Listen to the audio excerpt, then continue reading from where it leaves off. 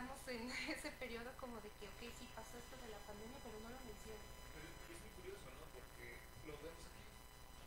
La gente ya no se siente tan cómoda en el ambiente presencial. Tú dijiste, hay posibilidad de un virtual. La mayoría prefiere La virtual. mayoría de todo. ¿Por qué? Pues porque en vivo a lo mejor te sientes un poco más expuesto. Claro. ¿Cómo ya quedó eso? ¿Cómo le sentamos aquí? ¿Quieren acercarse?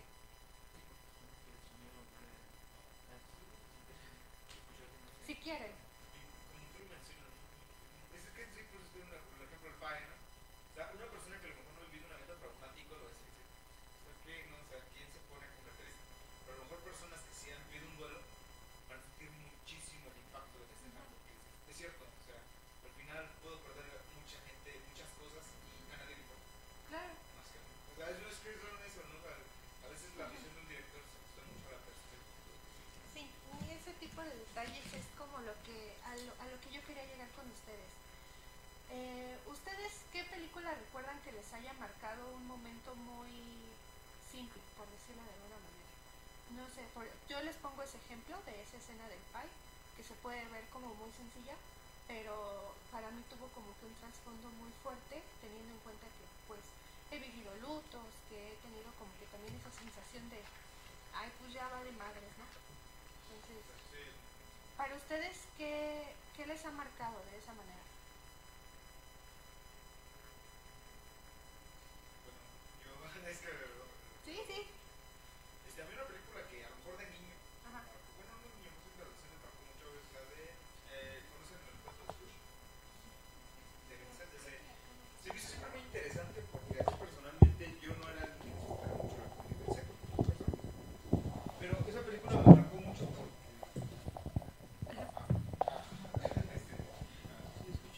¿Sí se escucha? Sí, ¿está grabando? Ajá. Esa película me marcó mucho porque te muestra cómo si tú eres mezquino o tienes ciertas actitudes asociales, eso no va necesariamente a significar que la gente va a dejar de hacer sus cosas. La cultura y la tradición continúan. Tú eres el único que te apartas y el único que se va generando como que esa mala imagen, ¿no? O sea, esa mala imagen de un antagonista, porque finalmente Ebenezer no era alguien malo, o no malo, solamente era algo mezquino. O sea, él mismo, o conforme le fueron pasando ciertas cosas, se fue apartando de esa visión, ¿no? Que él tenía, de esa perspectiva que tenía originalmente y la fue cambiando por una perspectiva que me sirve más a lo mejor al capitalismo. ¿Y eso cómo lo relacionas con tu imaginario social? ¿O por qué te llama la atención? Me llama la atención porque muchas veces nosotros dejamos de lado los momentos que tenemos con personas por generar cosas. Por ejemplo, acá me muestra mucho con el dinero, ¿no? Hay mucha gente que sí prefiere trabajar en lugar de convivir con otros porque le ven más provecho o porque consideran que realmente para qué los puedo ver hoy si los puedo ver mañana y no hay una certeza de que eso pueda suceder. Genial. ¿Alguien más quiera compartirnos? Yo tengo una duda, es que no soy de sociología y mencionaste imaginario social. Ajá. ¿Qué es eso? Ok, bueno, me refiero a imaginario social a todo el contexto que has vivido que te ha llevado a tener esa opinión. Por ejemplo, no todos tenemos la misma perspectiva de un tema, digámoslo con la película de Barbie, por seguir el tema del cine, ¿no? A muchos nos gustó mucho, a otros no les gustó, pero esto depende de todo el imaginario que tú has vivido, de qué contexto le das, de qué es lo que representa para ti. A eso nos referimos con imaginario, imaginario colectivo, sociológico. ¿Sí está claro? Genial. Bueno, ¿quién más quiere compartir? Bueno, hasta apenas ahorita estoy leyendo el texto, soy mi perdón. Aquí dice que la sociología del conocimiento, ok. ¿Qué problemas conlleva la representación de la realidad por parte de quien produce las imágenes y la aprehensión por parte del estudiante de la realidad filtrada por la imagen? ¿Qué rasgos de clase, de género, ideológicos conlleva la realidad social traducida en imágenes? Creo que es algo que cualquier sociólogo se ha planteado, ¿no? Que hasta qué punto la masificación de ciertas películas y de ciertos temas y de ciertos esquemas de este arte está limitando nuestra visión del mundo o cómo la está enmarcando para reproducirla y luego escupirla y volver a sea, a final de cuentas, creo que hay incluso un filósofo que habla al respecto, no me acuerdo el nombre, pero la sociedad del espectáculo, creo que se llama, la teoría, de nosotros cómo percibimos el mundo y la realidad en base a lo que nos muestran. ¿Quién nos está mostrando? ¿Por qué nos lo está mostrando? ¿Y qué fuerzas de poder actúan en esa visión del mundo? Genial, claro. ¿Puedes repetir una de las reglas de la pregunta? Por supuesto. Estamos hablando acerca de qué película o serie o en general qué producto cinematográfico les ha impactado de una manera personal, que lo puedan como que describir o desarrollar de una manera más sociológica. Yo les puse un ejemplo hace ratito sobre una película que se llama A Ghost Story, que, bueno, vaya, en resumidas cuentas es una escena que se ve muy simple, pero tiene un contexto muy profundo desde mi imaginario sociológico. Entonces, esa es más que nada la pregunta, ¿qué película te ha impactado de esa manera? No sé si quieras otra pregunta. Va. ¿Quieres decir algo más? No, o sea, estoy esperando. Es que a veces creo que cuesta trabajo, ¿no? Sí, de hecho. Sí, bueno, en lo personal yo casi no veo películas por lo mismo que mencioné, porque a veces, bueno, yo siento que soy muy, absorbo muchas cosas, Ok. inconscientemente o conscientemente absorbo muchas cosas, entonces luego no me gusta ver tantas las películas porque absorbo lo que veo y luego lo reflejo, ¿no? Entonces siento que a veces tengo como esa pérdida de personalidad o de cosas que hago. ¿Ah, es de fuerzas? Es que... No, si quieres, aléjatelo un poquito. Es que sí siento... No es para que nos escuchen, o sea, hay dos espectadores. Hola. Pero, ajá, o sea, como que a mí me causa mucho miedo eso. Más bien entender una realidad que no es la mía y tratar de proyectarme en esa realidad, porque pues, no es la mía, ¿no? Entonces, por ese lado no veo tanto las películas, pero tal vez una de las cosas que sí he visto y que me gustó mucho, más por la tranquilidad, no es película como tal, pero es un capítulo de Hora de Aventura, donde Finn simplemente está, pues así, sin hacer nada, simplemente está disfrutando como el momento en el que está después de haber sufrido todo lo que tuvo que sufrir. Y eso me pareció pues chido porque dije, bueno, ¿cuántas veces de nosotros no hemos tenido un día pesado y llegas a tu casa y simplemente estás así como ya, fin, te relajas y estás tranquilo? Y siento que eso a mí al menos me dio como un impacto de wow, ¿no? Como eso existe en cada uno de nosotros y existe esa pesadez del día a día. Sí. Y fíjense que de hecho eso es algo que creo que todos coincidimos con ello y casi no se habla de eso en ninguna, pues en ninguna manera de arte, en el sentido de el no hacer nada o el estar simplemente así como, ni siquiera estoy contemplando el paisaje, solo estoy aquí existiendo y me siento a gusto. Yo al menos casi no he visto como que material que hable de ello. Y creo que eso es un placer que todos hemos compartido. O no sé ustedes qué opinan. Yo opino que a lo mejor no es tan comercial porque no es tan fácil conseguirlo. Me refiero a que si tienes algún trastorno o alguna cuestión, pues es muy difícil llegar a, como tú dices, ese punto, ¿no? De verdadera tranquilidad. Creo que tal vez es por eso, y bueno, un poquito de la parte como cultural, ¿no? De que queremos sacar algo que están produciendo o generando valor. Yo creo que más bien no nos deja, porque vivimos en un bombardeo constante de cosas, ¿no? O sea, por ejemplo, simplemente yo lo veo en la escuela de que es tarea tras tarea tras tarea tras tarea, tras tarea. Y dices, oye, ok, lo entiendo, pero ¿cuándo está el tiempo para mí, no? Sí. ¿Cuándo está el tiempo como para hacer otro tipo de actividades? Entonces, hay muchas veces yo creo que nosotros no podemos tener ese momento de existir como tal, porque tenemos otras cosas que hacer que nos representan todo nuestro círculo que nos rodea. Entonces, ¿creen igual que de cierta manera también el cine nos orilla a seguir siendo consumistas? Sí. A mí lo que rescato de esta idea, que no sé si es, al final es una idea personal, no sé qué tan cierta sea, que en el juego de los roles, el cine implica mucho en cómo deberíamos ser con respecto a estos roles, porque por ejemplo, híjole, no soy muy apegada al cine, soy más apegada a los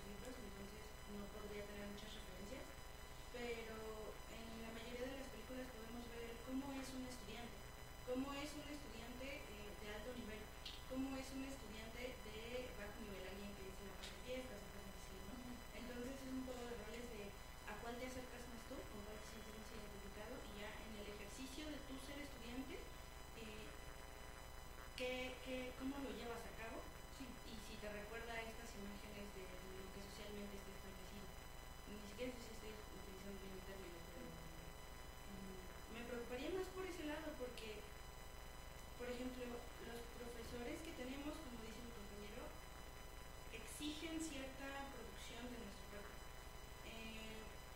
Mi profesor, al menos de México, Economía y Política, nos deja la tarea de un ensayo bastante pesado de un día antes. Le comentamos que si podía ser de otra forma, que si nos podía dar más tiempo, etcétera, y dijo que no, que porque eso era la universidad. O sea, ya hay una imagen de que un académico de calidad, un académico de valor, tiene esta superproducción de ideas, cuando las personas que se dedican a la cognición saben que mientras más tiempo tengamos para poder analizar y utilizar estas ideas, unirlas con nuestra realidad y sobre todo tener el descanso para poder procesarlas, es muchísimo mejor para el conocimiento el tener este proceso con más tiempo que el hacerlo, digamos, de un día para otro. Entonces, supongo que ya hay un imaginario de cómo tiene que ser un académico, cómo tiene que ser un profesor, y no sé qué tanto el cine imponga también su imagen de ello. Bueno, vamos a recibir comentarios. Es algo que se menciona también en uno de los textos de la enseñanza de las ciencias sociales mediante el cine. Lo que dice es que la universidad tiene cierto paso de ingreso, ¿no? Con cierto tipo de personas en específico, pero después cuando se masifica, entra muchísima más gente que quizás no es ni hija de académicos, ni hija de artistas, es decir, no tiene una formación en ese sentido de leer mucho y de escribir. Lo que dice es que al cambiar, debería también cambiar la forma de enseñar en las universidades y pues incluir medios audiovisuales también para ello, ¿no? Es decir, para hacerlo más accesible a todo el mundo. Bien. ¿Qué ibas a comentar? Primero que nada me pareció interesante la cuestión que metiste de los roles. A mí es un tema que me sorprendió mucho en cuanto lo descubrí. Pero yo creo que la cuestión aquí radica en la lucha contra la tradición, ¿no? Porque una cosa es nuestro discurso, el discurso que está, y otra cosa es la tradición que se sigue, ¿no? O sea, porque si lo quieres ver, la transición de a lo mejor el conocimiento, como lo movían de manera tradicional, a los nuevos medios es lenta, pero sí está ocurriendo. Un ejemplo es esto, ¿no? Estamos haciéndolo poco a poco, pero yo creo que también es un proceso complicado. Y también me gusta mucho la idea que tuviste sobre tu profesor, ¿no? Tu comentario. Porque es cierto, pero también hay que entender esa diferencia, ¿no? O sea, él es una persona que viene de otra generación, con otras ideas y otra cultura, y tú eres una persona que está en esta generación, que ya también tenemos una cultura, a lo mejor con ciertos rasgos similares, pero que al final de cuentas es diferente, porque accedemos a cosas que probablemente él no accedió. Entonces sería bueno también pensar en cómo lo vamos a proyectar a futuro, porque hoy en día es el profesor, mañana podemos ser nosotros quienes estemos en ese lugar. Entonces creo que también es importante que sepamos hacia dónde lo vamos a dirigir y cuáles van a ser las bases que van a romper las siguientes generaciones. Y es que das un punto, o sea, es cierto, o sea, finalmente la percepción que nosotros tenemos, la perspectiva es nuestra, ¿no? Es una perspectiva a lo mejor más de nuestra generación. Por ejemplo, nosotros todavía alcanzamos un mundo sin redes sociales cuando éramos niños, pero pues las generaciones que ven después de nosotros ya no.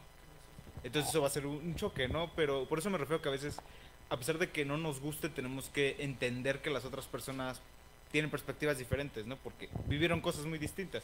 Probablemente para nosotros es como que, obviamente, medios digitales, obviamente hay acceso a la información, es muy fácil, ¿no?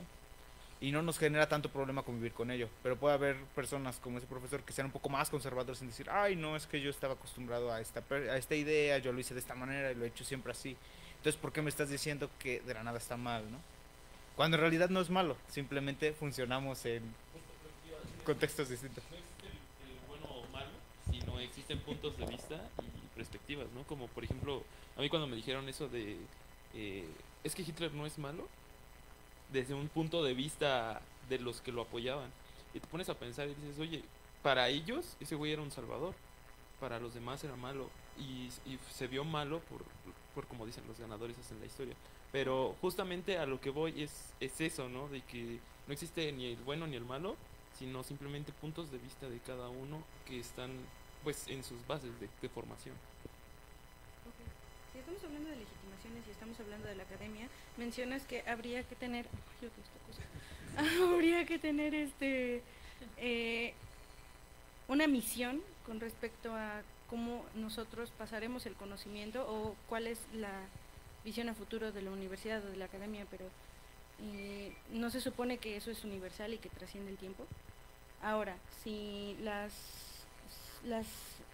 anteriores generaciones tenían acceso a familiares más académicos o familiares que estaban más cerca de, no sé, la licenciatura, el conocimiento. Uh-huh. Sí, o sea, podemos aceptar que históricamente el conocimiento ha sido un privilegio de la clase media. O sea, ahora, si lo que estamos buscando es que el conocimiento también llegue a otras clases, ¿qué calidad de conocimiento es ese? Si realmente no tienen la factibilidad o no tienen la potencialidad de ellos buscar más textos, más... O sea, me refiero, el acercar el cine a la academia, ¿la haría más digerible o la haría menos de calidad? Eso depende. Depende. Depende. Es la favorita de la sociología. Yo creo que tienes un punto, ¿no? O sea, es cierto, o sea, no todo el conocimiento lo vamos a dar inmediatamente por válido, ¿no? Porque aquí lo mencionan, me parece, en el texto, ¿no? Es como decir, ¿cómo funciona? ¿Cómo nos podemos asegurar de que no solo los va a entretener? ¿Cómo nos vamos a asegurar de que van a aprender? Pero pues realmente, pues, ¿cómo nos hemos asegurado de lo que lo hemos hecho nos ha enseñado algo? O sea, me refiero a que el conocimiento nos llega de muchas formas. A veces empírico, a veces a lo mejor sí de una forma más como que tradicional, por medio de libros. Pero no creo que necesariamente sea cuestionar su calidad, ¿no? Porque, bueno, si la idea es acercar a gente que no, como tú bien mencionas, no ha tenido ese privilegio, pues creo que deberíamos de ser un poco más amables con ellos, ¿no? Porque esa transición de yo nunca he leído nada, ahora tengo que estar leyendo a diario, es bastante agresiva. Creo que para que todos podamos realizar ese cambio tenemos que pensar, ¿no? En que las personas que nosotros queremos acercar al ambiente académico no tienen en muchas ocasiones la formación ni a lo mejor tienen las actitudes, ¿no? Pero aún no han desarrollado esas habilidades. Entonces creo que es un punto muy válido y a mí me gustaría, ¿no? Digo, no conozco mucho el tema, no sé si lo estén haciendo, pero que nos esforcemos un poco más, a lo mejor como comunidad universitaria, en acercarnos a las personas que no están aquí.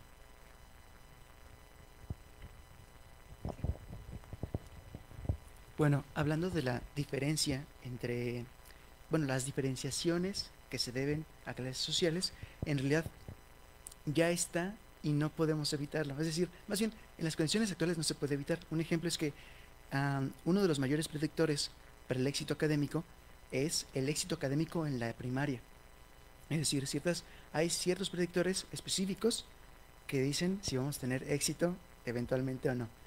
Entonces, aunque la sociología en general, nuestra sociología quizás no tenga como una intensidad académica como lo sería en ciertas condiciones anteriores en el que era menos masificado, es decir, era un privilegio de la clase media. De todos modos, ya está ahí la diferenciación desde un inicio, desde la primaria, y eso se debe también a ciertas condiciones sociales que rodean al niño en la primaria. Entonces, aunque quizás nosotros no seamos como los sociólogos de mayor calidad, porque no tenemos con las condiciones sociales, toda la abreviatura, pues ya se nos puede acercar cierto conocimiento y ya podemos ser académicamente e intelectualmente más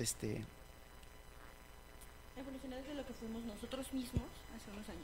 O sea, sí. No me gustaría compararlo como entre clases o personas o así, sino entre nosotros mismos, como para hacerlo más efectivo. Precisamente ya somos, pues, seres más críticos. Ya nos sirvió de algo, de cualquier forma. Esto va a ser un lío. Vamos a tener que... Sí, pero no está teniendo estática. Justo lo dice la lectura y lo voy a citar, que dice: enseñar a espectadores críticos, hábiles para descodificar el lenguaje de la imagen y conscientes de los mensajes que recibimos diariamente, capaces de neutralizar la poderosa influencia de los medios y actuar de forma acorde a las exigencias de la ciudadanía democrática. Hay una frase no sé, de filosofía oriental que dice que la conciencia es como un espejo, una vez que se rompe ya no se puede volver atrás. Entonces, no sé si ustedes llegaron a ver en Facebook, etcétera, que el movimiento feminista hacía memes sobre que ya no veían las películas de la misma forma, ya veían muchos mecanismos de violencia en las películas.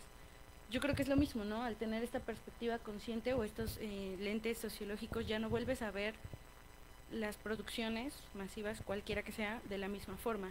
Ya las vas evaluando conforme las vas viendo. Por ejemplo, ay Dios, es que soy tan mamadora. Yo no vi Barbie, porque no me, o sea, no, yo sé que no la voy a disfrutar. Yo sé que voy a estar ahí pensando, eso no tiene sentido, eso no tiene relación con una psicología. No sé, soy mamadorísima, ¿no? Pero ese tipo de cosas, a final de cuentas, ¿qué es lo que buscamos? Que las personas que se integran a las ciencias sociales tengan más ese pensamiento crítico y que lo puedan desarrollar junto con las personas que están en su ambiente, porque, bueno, también eso, a final de cuentas, las masas se acercan a eso porque les da más placer. Entonces... Sí, bueno, también es muy importante aclarar que, bueno, el cine pues no es nada más como que lo que está en cartelera en Cinépolis o en Cinemex y ya. Sabemos que hay muchos proyectos independientes, que hay muchas películas que, bueno, se dividen en diferentes ramas de las perspectivas del cine. Lo que estamos mencionando en este momento es cine mainstream, prácticamente. Y es toda la perspectiva del imaginario de Hollywood. Entonces, eso también es una cuestión que tenemos que pues separar y tener bien identificada, de que evidentemente como Estados Unidos pues es el país que tiene pues dominio en el cine y que tiene dominio político y económico en muchas cuestiones, pues nos quieren compartir su visión de lo que ellos creen que es la vida. Entonces, pues obviamente para nosotros es como de que, no sé, vemos las típicas películas clichés de la prepa y con las animadoras y con los casilleros y todas esas mamadas, y pues es como de que, bueno, mamadas para nosotros, porque es como de, güey, o sea, no hay papel en el baño, ni siquiera hay baños abiertos, o sea, entonces, pues sí, vemos esa perspectiva y decimos, está súper alejado de lo que es para nosotros una realidad, ¿no? Pero pues para ellos es el día a día y es lo que nos quieren compartir y es como nos quieren de cierta manera adoctrinar de que eso es lo que debería de ser la vida, cuando en realidad cuando hemos visto de que hablen, no sé, de clases de calidad o de consumo responsable de estupefacientes, o sea, parece que lo incitan. Y pues sí tenemos que tener, como que les comento, muy presentes qué es lo que estamos consumiendo. Porque ok, hablamos de esa parte del cine mainstream, pero ¿cuándo nos hemos ido a dar una vuelta, por ejemplo, a la Cineteca y ver, no sé, alguna película con alguna perspectiva sociológica o ni siquiera sociológica, con algo que hable de algún tema, de algún conflicto social? Está difícil.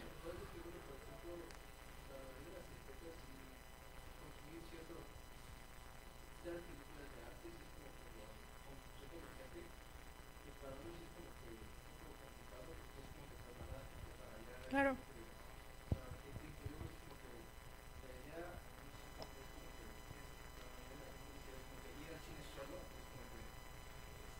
Sí.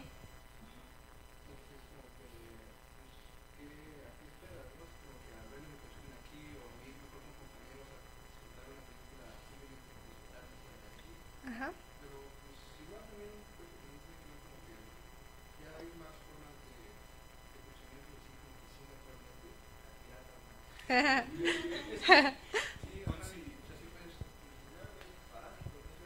Claro. Te voy a decir que considero que ese es uno de nuestros retos, ¿no? Como universitarios o como sociólogos. Precisamente no incitar a que consuman lo que nosotros, sino acercarles el conocimiento a lo comercial. O sea, con películas como Parasite te puedes dar cuenta que la gente no está peleada con lo nuevo. Simplemente muchas veces las personas que se dedican a hacerlo, pues ya llevan una tradición ahí y pues van por lo fácil. O sea, hay que ser honestos. Si tú tienes que hacer una megaproducción, pues vas a pegar por lo que va a generarte dinero seguro, ¿no?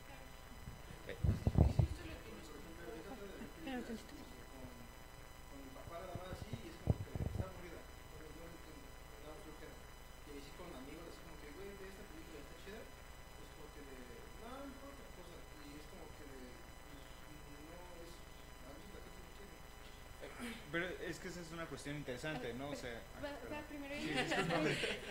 sí. A ver, es que iba a lo que hace rato Mónica nos cuestionó, que si creíamos nosotros que el cine nos incitaba al consumismo. Y yo creo, y es que esto lo tengo muy presente en una ocasión, en una conferencia una persona dijo que la música no es no, mentira, ¿cómo era? Perdón, que la sociedad no es un retrato de la música, sino la música un retrato de la sociedad. Entonces creo que esta analogía podríamos aplicarla también al cine. El cine viene siendo un retrato de la sociedad y se produce de manera mainstream, pues lo que va a vender, lo que nos va a generar ingresos. Entonces, pues lo que dices es muy interesante, de que esa es como nuestra misión como universitarios, tener pues como el cuidado, ¿no? De qué estoy consumiendo. Hace rato mencionabas lo de que en pandemia todos veíamos TikTok. O sea, yo creo que TikTok es una herramienta interesante y que hay buenos TikToks y hay malos TikToks. Entonces, como que esta cuestión de ser críticos y decir qué contenido debo consumir y qué contenido pues no está tan chido consumir, y pues también aplica en el cine.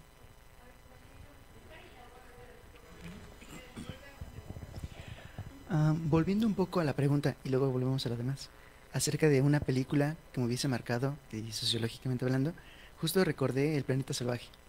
No sé si la hayan visto, es una película sobre seres humanos que están atrapados, entre comillas, en un mundo de alienígenas azules gigantes. Lo que sucede es que esos humanos son salvajes, no tienen no tienen educación de ninguna forma. Prácticamente se reproducen como ratas a las orillas del mundo de los alienígenas dominantes. Me gusta mucho porque refleja mucho esto de que los humanos, cuando logran adquirir conocimiento acumulado de los alienígenas, entonces pueden hacer cosas por sí mismos, pueden incluso intentar huir de ese planeta, juntar a sus demás compañeros que están siendo como oprimidos y tratados como plaga, porque prácticamente en ciertas zonas los tratan como plaga, los van a fumigar. Entonces, me gusta mucho esta idea del conocimiento socialmente acumulado. Es decir, nosotros somos lo que somos porque hay como una larga, muy larga línea de conocimiento de muchísimas generaciones que llega a nosotros. Si se nos quita eso, si se nos quita este conocimiento, pues somos básicamente animales. Y volviendo, por ejemplo, a este asunto, ¿no? del cine de arte, también no estamos como acostumbrados, educados bajo ciertos... lo mencionaba en la lectura, que son paradigmas, es decir, cierta forma de ordenar las palabras, cierta forma de ordenar la narrativa y de comprenderla. Y por otro lado, también creo que nos estamos alejando mucho de la idea del cine, es decir, el cine como obra de arte, como se menciona en la lectura, puede ser comprendido también a través de su historia y de su contexto. Entonces, Barbie puede ser muy interesante si lo pensamos bajo el contexto en el que se produce. ¿Bajo qué momento? Ya sucedió el Me Too, por ejemplo. Entonces ya hay como cierta idea del feminismo en Estados Unidos. También Los Vengadores. Los Vengadores como esta super mega producción que ya duró ¿cuánto tiempo? ¿2 décadas? Ajá. ¿Y cómo se produjo? O sea, toda la industria cultural que hay en ella, y cómo hay como un montón de fórmulas que quisieron repetir y que están repitiendo hasta el cansancio, que siguieron produciendo como 40 series más entre películas y series con mismas con el mismo paradigma, y que ya está llegando a su límite, y probablemente por eso lo van a cambiar y van a tratar de buscar una fórmula que sea de nuevo redituable para el mercado. Y en cuanto al cine de arte, no sé, es decir, pues ya también estamos viendo cómo es pues una delicia de la burguesía, diría AMLO, una pequeña delicia de la burguesía. Es decir, también depende como de espacios en los que crezcas, espacios a los que tengas acceso. Y así. Adelante. Bueno, nada más complementando lo que dices, justo me quitaste las palabras de la boca, porque estaba pensando en que, por ejemplo, en lo personal, pues yo nunca tuve una formación como para disfrutar una película de arte, ¿sabes? O sea, esas bases, esos fundamentos de, oye, ¿sabes por qué pasa esto, de esto? ¿Por qué tienen que hacer esto y esto? Yo no las tengo.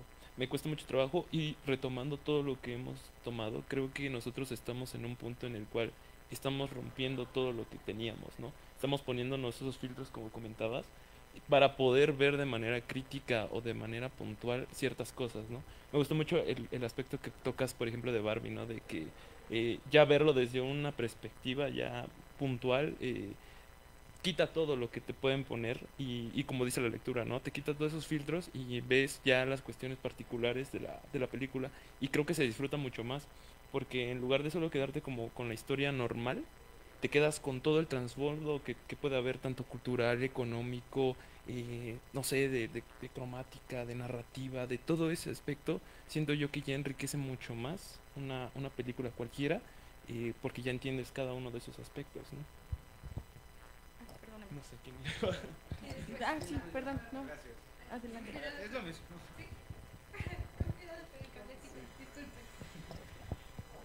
Retomando un poco la idea que teníamos hace un momento, te doy la razón, o sea, sinceramente a veces no toda la gente está dispuesta a escuchar todas las ideas o a ver todo, ¿no? Lo que nosotros les podemos ofrecer. Pero eso no significa que estén mal ellos. De hecho, podría ser que en realidad ninguno esté mal, simplemente que se acopla más a ti, ¿no? O sea, no podemos decir, es que alguien está mal porque no aprecia el cine de arte.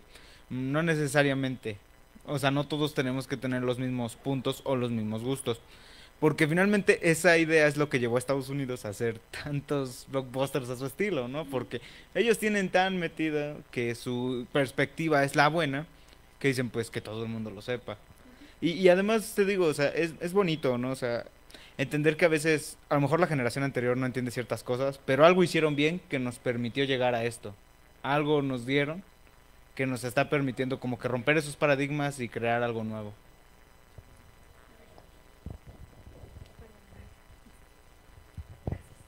Gracias.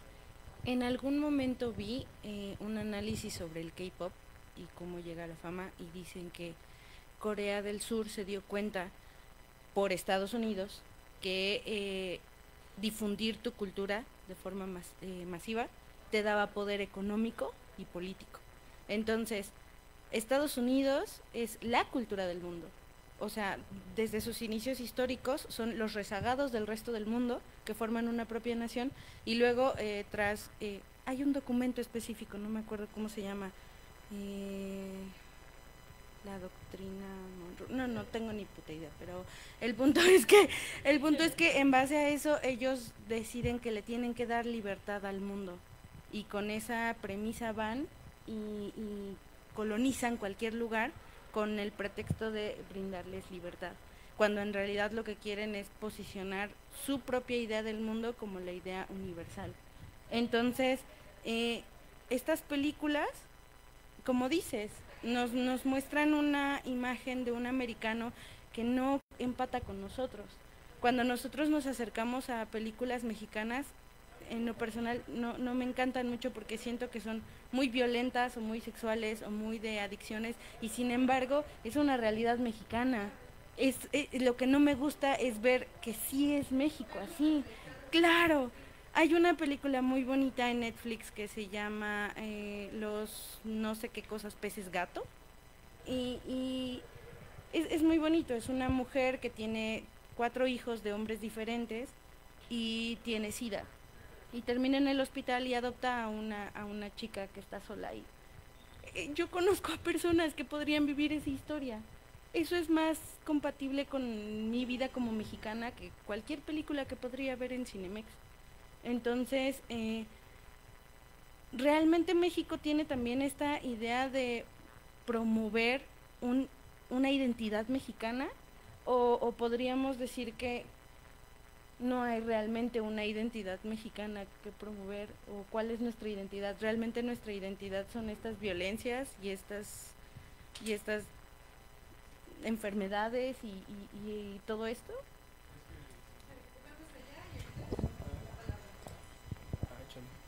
Se fue la onda.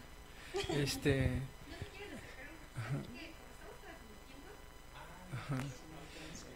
Uy, bueno, ahorita ya, bueno, continuando con la idea de ella de cuál es la identidad ahorita de un México en el cine, siento que está muerta muy extraño, o sea, porque haciendo como que un poco de recapitulación, yo, o sea, manejo el cine así tal cual en el cine viejito de oro, que es como que prácticamente no, es nada más es como que un charro así grande mexicano y la mujer, la protagonista es la chava del protagonista. Y ya después viene como que este cine de ficheras, que neta nunca he visto ninguna, pero sé de qué va más o menos.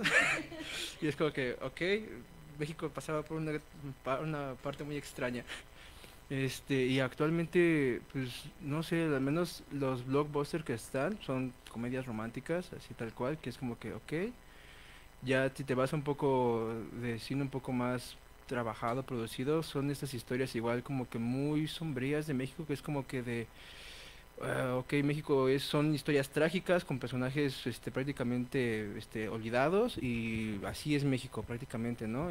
Pero efectivamente, ¿no? Faltan estas historias acerca de personas más acordes a nosotros, que no tenemos, que simplemente vivimos tal cual y pues nos puede representar perfectamente, tal vez no a un 100%, pero sí a la mayoría, y creo que estaríamos de acuerdo, como que o sea, está bien, o sea, mi país, o sea, lo que yo vivo y lo que viven la mayoría de las personas que yo conozco no solamente es violencia y historias trágicas y duras, y creo que pues estaría mejor, me sentiría igual, o sea, comparto la idea, me gustaría mejor ver esas historias que pueden ir más ad hoc a personas tal cual.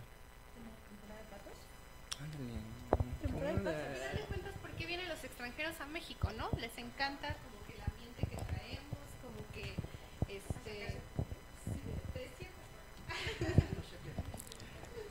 Sí, quiero retomar también lo que mencionó el compañero acerca de si es bueno o malo no ver cine de arte.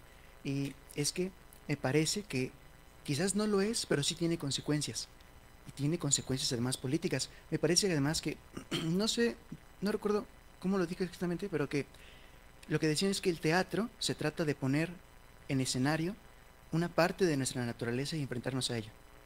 Entonces, el no ver cine mexicano que retrata como todas estas violencias también tiene una consecuencia política en tanto que nos sumergimos en nuestras burbujas. Es decir, lo que sucede allá afuera está pasando y no podemos decir que no. Es decir, quizás lo que tenemos que hacer es enfrentarnos a ello. Es decir, si queremos como exorcizar nuestros fantasmas, nuestras culpas, tenemos que enfrentarnos a ello y no tenemos de otra. Algo más que mencionaban, ya se me olvidó otra cosa que quería decir. Primero que nada, se me hace interesante lo que comparten, pero no sé si ese es el cine mexicano de hoy en día. Yo he visto otras películas más como romanticonas, como que más, digo, a lo mejor en su momento sí fue como que el estandarte, ¿no? Así como que el charro, así grandote, pero incluso si nos vamos al contexto histórico, por ejemplo, en el Porfiriato, esa era la persona que mandaba, ¿no? El caudillo, esa era su figura, la figura de un hombre carismático, un hombre poderoso. Entonces, ahí entra mucho en nuestra tradición, ¿no? Hoy en día podemos ver que tenemos mucho ya de la cultura de Estados Unidos. Por la forma en la que nosotros vemos ese tipo de cosas, así como que las desaprobamos, ¿no? Cuando realmente eso pues, se originó aquí, era nuestro. Pero por lo que hemos absorbido de ellos, hemos empezado a decir, tal vez no es correcto, ¿no? Entonces creo que ahí varía mucho, como bien dice el compañero, en la cámara de eco o en la pauta que tengas. Creo que es un tema muy interesante, pero tal vez alguien que tenga un conocimiento de sociología más profundo podría decir exactamente por qué sucede esto. ¿Alguien quiere comentar al respecto? Por allá atrás. ¿Sí? ¿Quieres acercarte o así?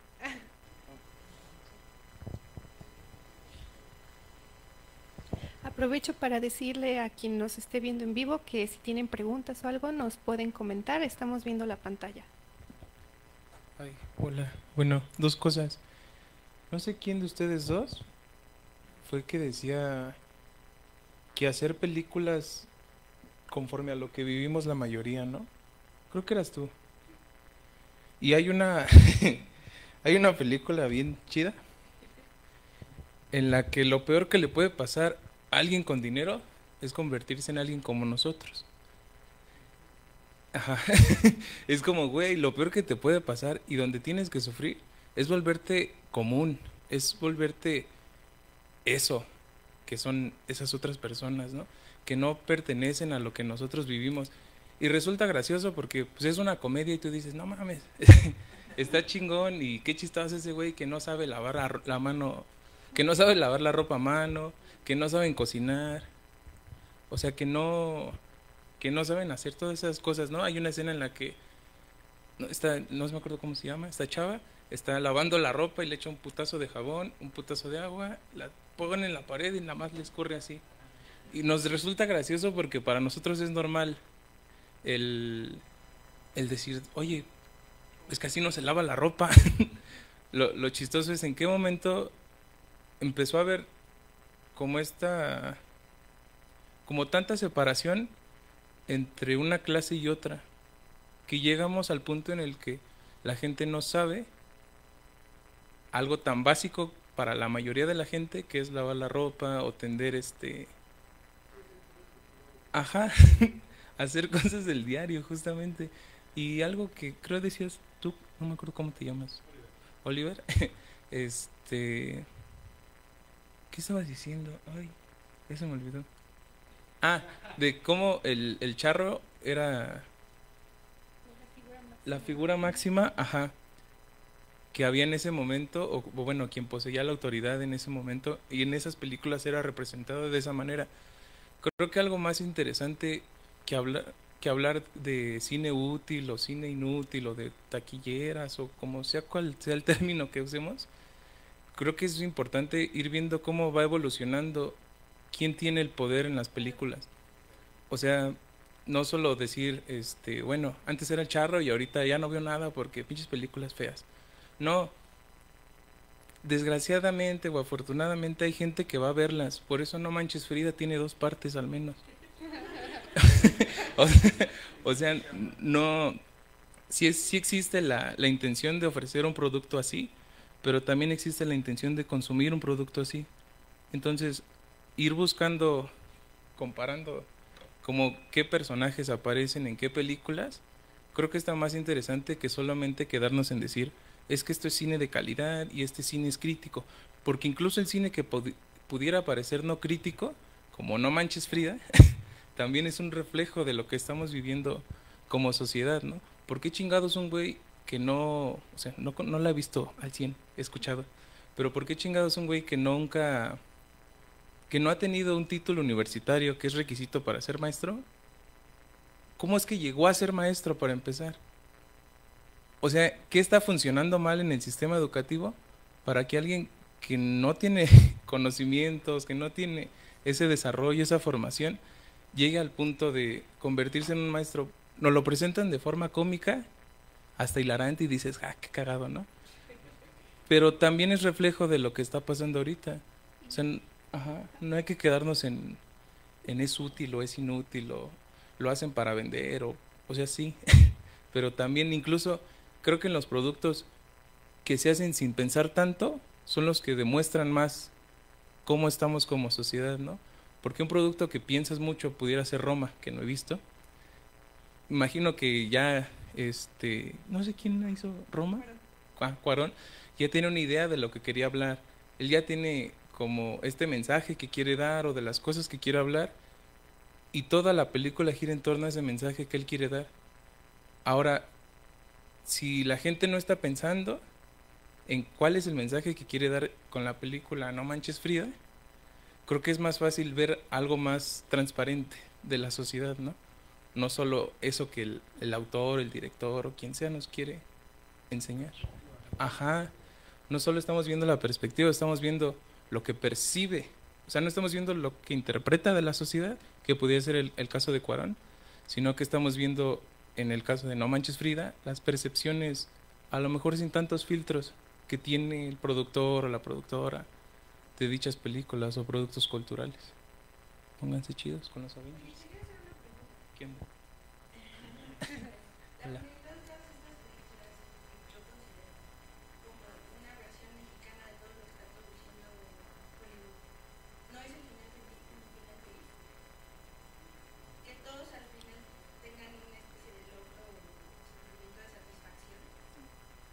Sí, pues, ajá, sí, es eso, pero también hay que preguntarnos por qué.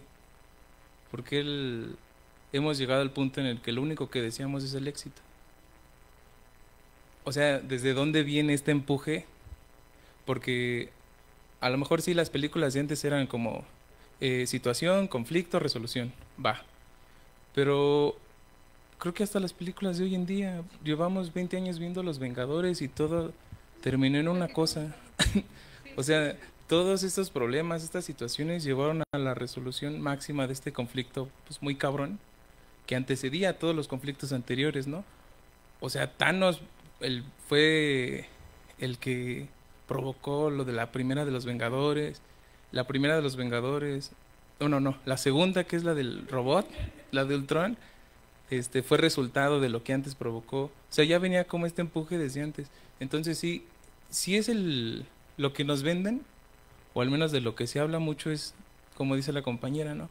Esta resolución, este éxito, este siempre querer triunfar sin importar la situación. Entonces también hay que ver con cuidado pues todas esas cosas, ¿no? Sí. Es que si se dan cuenta, así es como nos han enseñado a vivir. No valoramos el proceso de las cosas. Y es como lo que les comentaba en un inicio, muy pocas películas hablan del proceso, el verdadero proceso de hacer algo. O sea, porque no es nada más de que se me ocurre una idea, trabajo en ello y ya la tengo. No, o sea, es una chinga. Y esa es la cuestión, o sea, el cine está retratando esa parte de la sociedad que no valora el proceso y que simplemente quiere una conclusión satisfactoria y ya, después lo que sigue. Y pues así no... Exactamente, ir de conclusión en conclusión cuando pues todos sabemos que así no son las cosas, pero ¿por qué lo estamos reflejando así? No quería...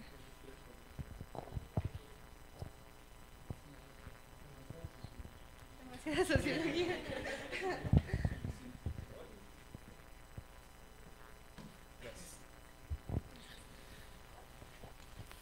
Bueno, voy a tomar primero dos perspectivas, una por el lado de la teoría del morbo y la otra por el lado de lo que estamos comentando en este momento, ¿vale?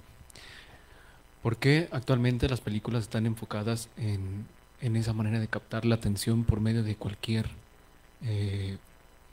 manera que se les proponga? No, ahorita no recuerdo la cita, pero hay una teoría que dice que cuando nosotros vamos al circo, no vamos precisamente para investigar, para saber algo más acerca de lo que está ocurriendo, sino que vamos para nosotros alimentar ese morbo de algo que alguien está haciendo de manera diferente, algo extraño, algo que nosotros no conocemos. Entonces, actualmente las películas están tomando de cierta manera el morbo para llamar la atención y que nosotros seamos objeto de ese consumismo. Si nos damos cuenta, podemos empezar desde los trailers de las películas que te muestran algo totalmente diferente de lo que es el producto en realidad, porque juegan con esa parte que dice, ¿sabes qué? Me intrigó, ¿sabes qué? Me dejó picado, yo lo quiero ver, yo quiero saber por qué está ocurriendo esto. Esto también deriva de lo que decían hace rato con respecto al poder, de cómo han ido modificándose las estructuras de poder conforme han ido pasando el tiempo. No es como que de repente el capataz tenía el poder y pasó al hacendado. Y del hacendado pasó a, no sé, en este caso al líder del territorio. Y del líder del territorio ya nos vamos a delegaciones, ya nos vamos a ciudades, ya nos vamos a presidente, ¿vale?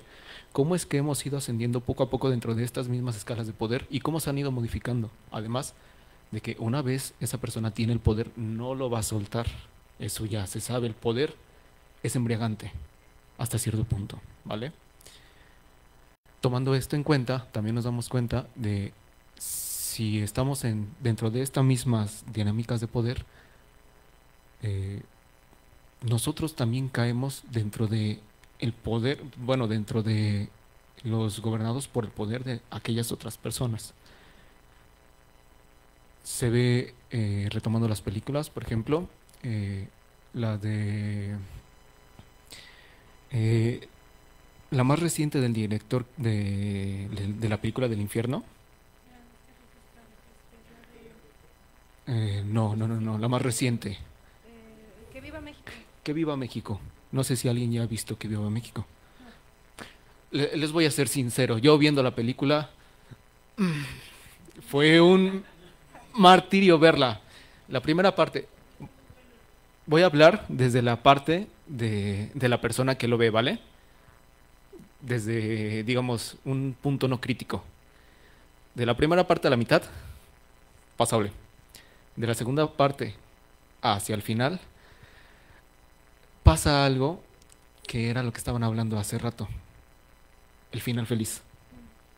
¿Por qué se vuelve de cierta manera como asfixiante, sofocante ver el final? No sé si te llegó a pasar. Que ves el final y te quedas, ¿qué acabo de ver? ¿Por qué terminó así esta cosa, no?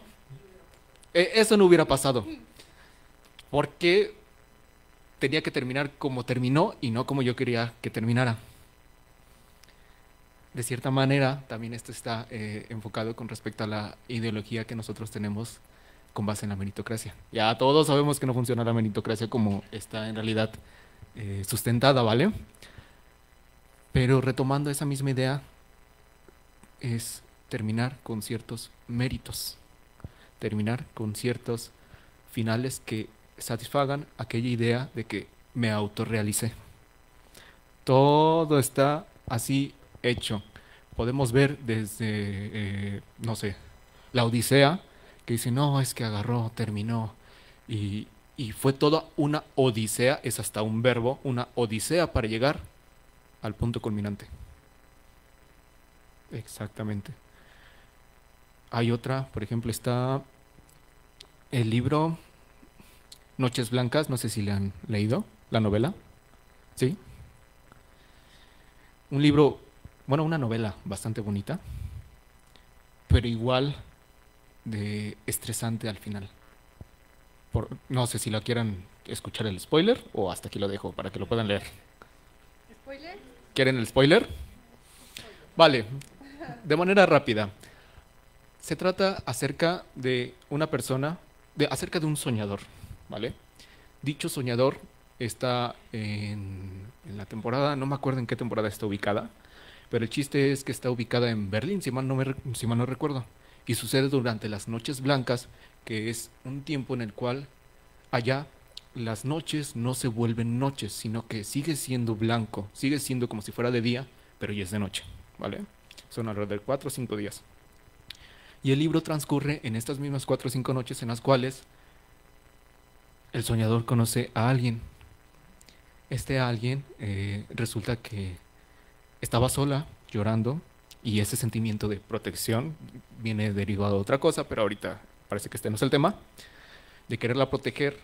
Este soñador, con ciertos prejuicios, lo lleva a conocerla. Y una vez la conoce, poco a poco se va dando cuenta que de cierta manera está con un corazón roto, ¿vale? Tiene el corazón roto, está esperando a alguien y él trata como de empatizar con ella y desde el primer momento se enamora de ella, ¿vale?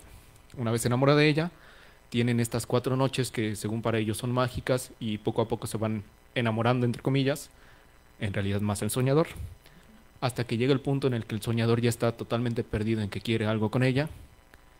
Ella dice, bueno, sí, voy a olvidar a esa persona que yo quería, y te lo pintan como una historia de amor. Pero de repente llega la persona que ella había estado esperando. Exacto, llega la persona que había estado esperando. Ella, se encuentran enfrente del protagonista del soñador. Hablan, platican.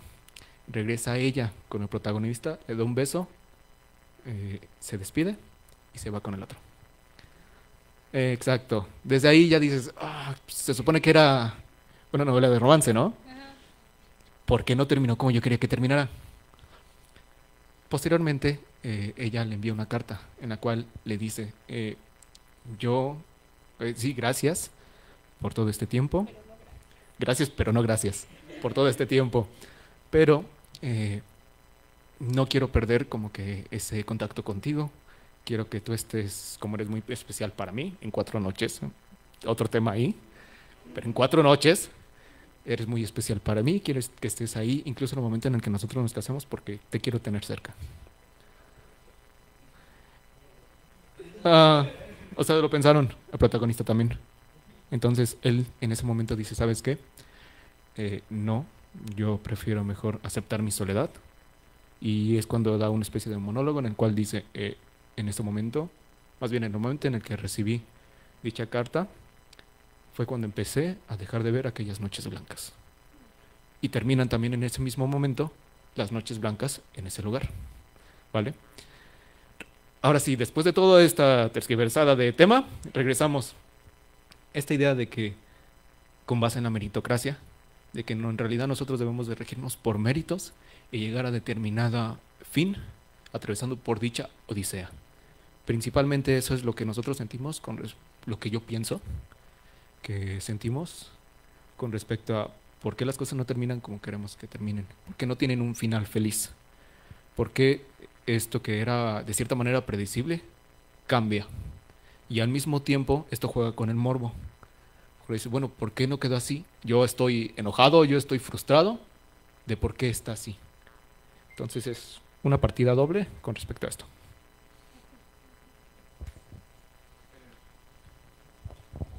Muchas gracias. Primero que nada, excelente comentario. Muy, muy bueno porque es cierto, ¿no? O sea, a veces lo que llega al cine son esas historias, como tú dices, meritocráticas, o que tienen esa, ¿o no? Porque la realidad no es así. O sea, y además, ¿qué tanto una persona normal puede lidiar con el hecho de decir, realmente tu existencia no importa, vas a pasar por aquí sin pena ni gloria?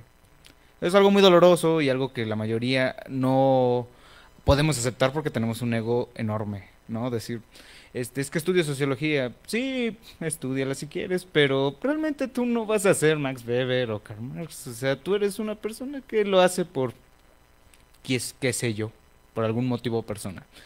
O sea, nada más destaco eso. O sea, realmente tu comentario es muy acertado porque es la verdad. O sea, tenemos ese sistema porque nos ayuda de alguna manera a pensar que con lo suficiente esfuerzo podemos conseguir hacer algo más, cuando la realidad es que probablemente no.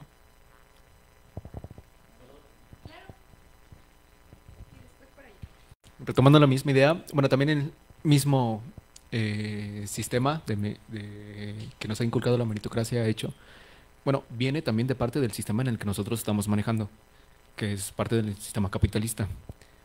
Dicho de otra manera, mismo sistema capitalista dice, ¿sabes qué? Tú tienes que conseguir determinado dinero a partir de determinado capital para obtener determinadas ganancias y todo esto con base en méritos y objetivos. Entonces también todo esto está influido con respecto al modelo económico en el que vivimos y la manera en la que nosotros también nos manejamos. Bueno, nada más hacer eso. ¿Por allá?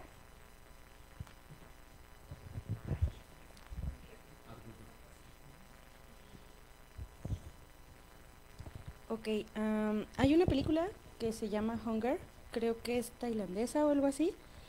Es de una chica pobre que es descubierta por uno de los ayudantes de un chef y es un chef muy famoso.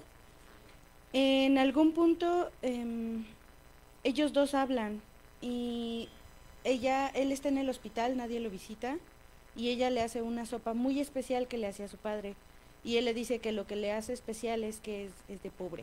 O sea, es muy cruda, pero básicamente lo que está diciendo es que la gente de escasos recursos o de las clases que no son favorecidas se quedan siempre con un hambre de ser especiales, un hambre de ser reconocidos, un hambre y yo creo que por eso la mayoría de las películas tienen este final feliz, ¿no? Porque la meritocracia nos dice que si llegamos a esa resolución, finalmente vamos a ser especiales, reconocidos, legitimados y nuestra vida tendrá un sentido. Y a final de cuentas, no sé qué tanto tenga que ver con el capitalismo, si es una realidad humana, desde que existe el ser humano, gracias a ello nace el estoicismo, ¿no? Y el absurdismo, de decir, no importa cuánto te esfuerces, puede que no llegues a una meta, y hay que aceptarlo como una realidad. También, no importa qué sentido le des a tu vida, es un mito que te creaste y que te diste a ti mismo para poder subsistir y para poder estar en paz contigo mismo. Pero ni el ente material ni el ente social te va a dar esa legitimación y siempre vas a cargar con ese vacío y con esa hambre. A ver, por acá, Nada más para responder lo que dijiste, o sea, yo creo que no es tanto un problema a lo mejor del sistema. Si bien estoy de acuerdo en lo que mencionó el compañero, que el capitalismo nos fuerza, ¿no? Para que de alguna manera le entremos a su modelo generando algo. Pero como tú bien mencionaste con la parte del estoicismo, a lo mejor el odismo, también de ahí, yo creo que esta es una cuestión que nos lleva atormentando por siempre. Realmente si te pones a ver, desde los filósofos griegos ya estaba ese malestar, ¿no? Por decir por qué. Y yo creo que esa parte que mencionas de querer ser reconocidos, creo que es algo muy humano porque pues todo está hecho a base de relaciones interpersonales, ¿no? Estatus, un rol, o sea cual sea el grupo, todos cumplimos alguna función dentro de él, o sea, aunque sea muy grande, aunque sea muy pequeño. Y creo que es algo pues natural, ¿no? Querer buscar la validación, querer sentirnos amados por los demás. Aunque pues es cierto que buena parte del amor que vamos a obtener de otros va a depender del amor que nos damos a nosotros mismos. A ver, allá atrás.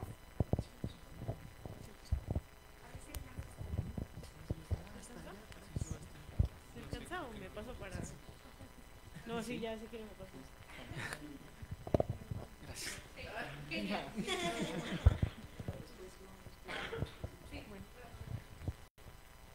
Bueno, haciendo una recapitulación a lo que han dicho mis compañeros.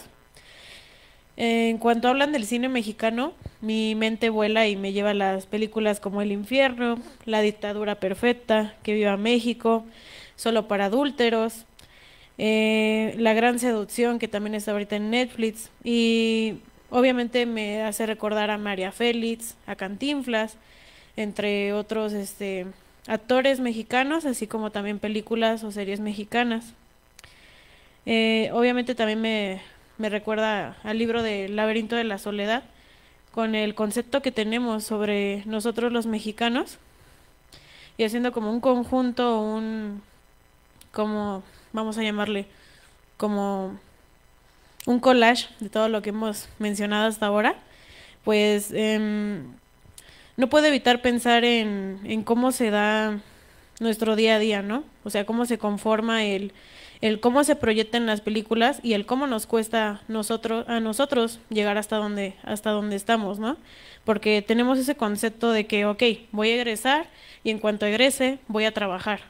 En cuanto egrese voy a estar en un, no sé, en un puesto alto, en un despacho y todo, y cuando llegamos y nos topamos con la realidad, nos damos cuenta de que nos piden un año de experiencia, nos damos cuenta de que, bueno, yo que ya me falta una materia para egresar, que mis compañeros ya se encuentran trabajando, que ahorita me encuentro buscando trabajo, te das cuenta de que, o sea, proyectan como dos tipos de mexicanos, ¿no? El tipo de mexicano que ya nace con todo, que nace en cuna de oro, y el típico mexicano que lo educan, no, es que tú tienes que levantarte, tienes que madrugar para que puedas ser alguien, tienes que esforzarte para hacer esto. ¿Y qué nos enseñan a veces en todos estos proyectos también relacionados con marketing, con economía, con todo lo demás? Es, tienes que invertir. Pero ¿de qué manera invertimos? No, pues es que de mis ahorros voy a sacar tanto y voy a tener un local o voy a tener un despacho o no sé, alguna cosa, ¿no? Porque bueno, yo soy administradora. Entonces, a los administradores siempre nos meten como que el FODA, como que las teorías de Taylor y todo lo demás. Y también ahorita estamos viendo a Karl Marx, estamos analizando lo del capitalismo. Y nos mencionan sobre los cambios que hay entre el capitalismo y el socialismo. Pero realmente como que no hay mucha diferencia porque siempre están estas distinciones entre las clases sociales, porque al final siempre va a haber alguien que va a ganar y va a haber otro que va a perder. Porque, o sea, igual, por ejemplo, queremos una economía donde esté todo, bueno, equilibrado, vayamos, pero siempre va a haber una oferta y siempre va a haber una demanda.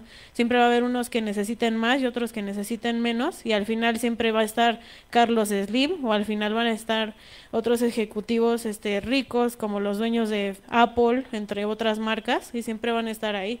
Entonces, como que, por ejemplo, estamos analizando las problemáticas de la división de las clases sociales, pero nos damos cuenta de que a veces en nuestro día a día pues no podemos, o sea, a veces no podemos y no siempre se puede ayudar al prójimo, no siempre podemos estar en empresas sociales o ayudando entre todos, porque a veces si sumamos este granito de arena pues sí se puede, pero es como lo que pasó recientemente en Acapulco, ¿no? muchos queríamos donar, pero muchos de los que a veces donaban les quitaban, o sea, por ejemplo, iban con su carro lleno de cosas y los asaltaban o les quitaban el apoyo. Y al final se vuelve una parte de redes, económicas donde pues está la acumulación de la riqueza, ¿no? Al final se queda en unas cuantas partes de la población y no llega a todo. Entonces, cuando hablan como del concepto del mexicano o cómo nos ven, pues yo no puedo evitar pensar en esas películas y en todo lo que acontece, ¿no? En la Malinche y todo lo que nos caracteriza, y obviamente que pues si le preguntamos también a las, bueno, a los extranjeros o las personas que vienen a vernos, pues tienen ese concepto de que pues nos gustan los tacos, de que la economía mexicana, de que el típico charro con su sombrero y su bastilla o su pretina y todo eso, y el típico mariachi y todo eso, ¿no?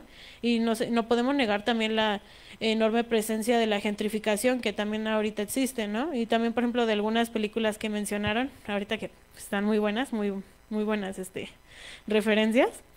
Pero sí, o sea, a mí me deja siempre pensando en qué podemos hacer para, o sea, cambiar como estereotipo de lo que es el mexicano, ¿no? Porque igual hablaban de los procesos. Es muy fácil decir, no, pues tal persona es dictador de México y al final se robó todos los fondos y se fue. O decir, no sé, pues tal persona al final toda la familia se queda sin dinero, ¿no? Como en la película que mencionaste. Entonces, al final no se quedan, o sea, todos se quedan sin nada. Y es como que decir, ay, el final feliz, porque, o sea, siempre algo como mexicano que se tiene es de que, bueno, si yo no gano, tú tampoco. Si él no avanza, si yo no avanzo, él tampoco. Entonces se tiene como esa competencia entre nosotros de siempre, o sea, en vez de apoyarnos entre nosotros, siempre es como más individualista y buscamos como el bien propio de nosotros y que a veces incluso sabotear el avance de los demás. Entonces, no sé, yo creo que pues es invitar a la reflexión, y más que ustedes que son sociólogos, que está muy jugoso eso. Entonces, me gustaría saber su opinión, porque, por ejemplo, yo lo veo desde mi lado de administradora, ¿no? Entonces, como que vemos ahorita a Karl Marx desde esa perspectiva, y pues, por ejemplo, lo vemos con lo de la acumulación de riqueza y todo, y yo digo, bueno, es que tenemos un problema, pero ¿qué podemos hacer? Porque para que salgamos del capitalismo está muy difícil, para que nos volvamos una comunidad con un sistema socialista, pues va a ser lo mismo, o sea, realmente no va a haber mucho cambio, y va a haber muchos diputados o personas que estén hasta arriba de las clases sociales, y no creo que quieran decir, no, pues sí, yo voy a dejar de ganar, no sé, mi patrimonio de 23.5 mil millones de dólares para tener ahora un patrimonio de 9 mil millones de dólares o algo así, o sea, no, está muy dividido. Y es muy triste porque, por ejemplo, nosotros desde esta posición privilegiada que tenemos al estar estudiando ya ahorita aquí y egresar, pues va a ser muy diferente a alguien que tenga un título de preparatoria o secundaria y las generaciones que se vienen. Pero somos un ejemplo para las generaciones que vienen. Y nada, pues gracias.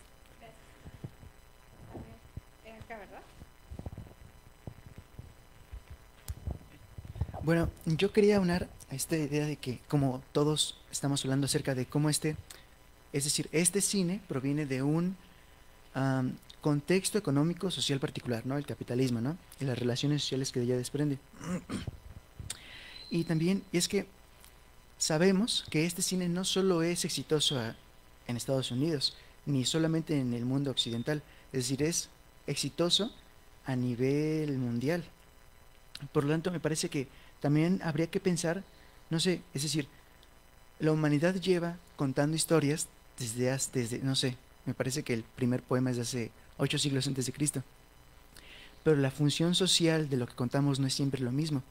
Quizás la función social de esas historias de meritocracia es dar alivio a una circunstancia en la que no todos podemos ser, pues, sujetos de ese mérito.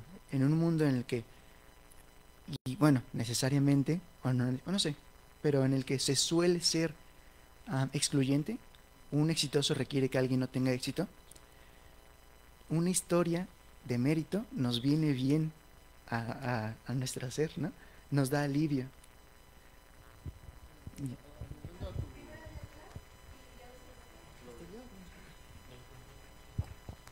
Pues hablaron muchas cosas, chavos. A ver si me acuerdo todo lo que pensé. Bueno, hola, otra vez. Ay, ¿por dónde empezar? Creo que algo de lo que se está hablando y no hemos tocado es que muchos, o al menos por lo que llegué a interpretar de lo que decían, que muchos tienen una noción de que el ser humano ya tiene ciertas características, incluso ajenas a la sociedad o a lo que lo rodea, no sé quién, otra vez, pero alguien hablaba justamente de eso, de ya ciertos valores o algo así, es que no me acuerdo quién era. Bueno, X. Era de lo que quería hablar. Y ay, hablaron muchas cosas. Sí, tú, carnal de chinos, tú amigo, sí, que estás volteando. Él decía que, bueno, fue algo que igual pensé, que el mito de la meritocracia surge como un alivio a final de cuentas, ¿no? O sea, no sabemos si vas a hacerla o no, pero esfuérzate en hacerlo, esfuérzate en intentarlo. Y algo que dijeron y que creo que a lo mejor no profundizamos bien en eso, decían que no todo tiene que ver con el capitalismo. No sé, porque ¿cómo vivía la gente antes del capitalismo? O sea, ajá, esa es una de las etapas. Después, el feudalismo y después el capitalismo.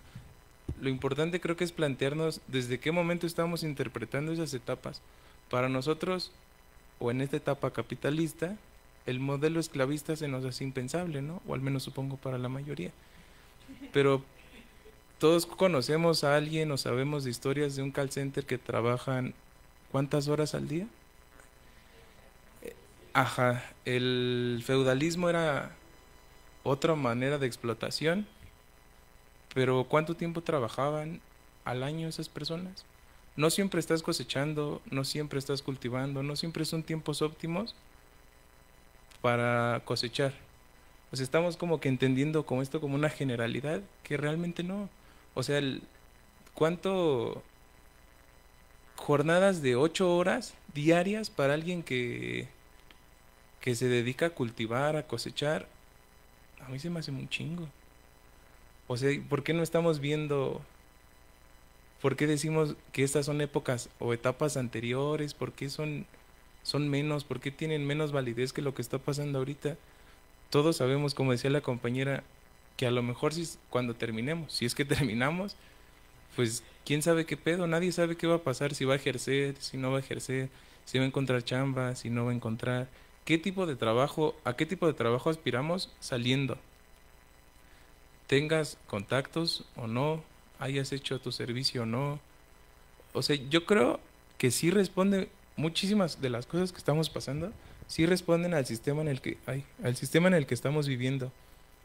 El mito de la meritocracia sí surge como este alivio, pero en primera, ¿por qué debería causarnos conflicto no lograr nada? O sea, ¿de dónde viene la idea de lograr cosas? O sea, sí, antes pon tú en el... Sí, no estoy diciendo que el esclavismo haya sido bueno, porque no, pero remito a las cosas que se fabrican o que se fabricaron en ese momento con ese modelo de producción, ¿no? Cuestionable moralmente, sí, porque estás utilizando de manera obligada la fuerza de todos esos esclavos. La única diferencia entre el esclavismo y el capitalismo para mí es que la gente ya se convenció de que tiene que explotarse. O sea, ¿por qué nadie se pone a pensar en decir, bueno, ¿y por qué chingados quiero yo tener tantas pinches cosas? Quiero una troca para pasear, para trabajar más, para darle más gasolina que necesita esta madre. O sea, si tengo una troca bien chingona, necesito trabajar más para tener más gasolina para alimentar esa pinche troca. Y se vuelve vicioso, ¿no? O sea, si quiero tener más cosas, tengo que chingarme más para tener más cosas.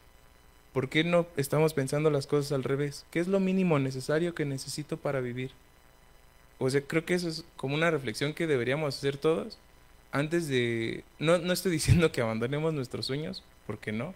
es parte, creo, importante de, como personas, tener sueños, saber hacia dónde vas, pero también establecernos un mínimo necesario para vivir, ¿no? O sea, alejados de toda esta venta que viene, o bueno, toda esta ideología que proviene de compra más, ten más y cambia tu teléfono cada año.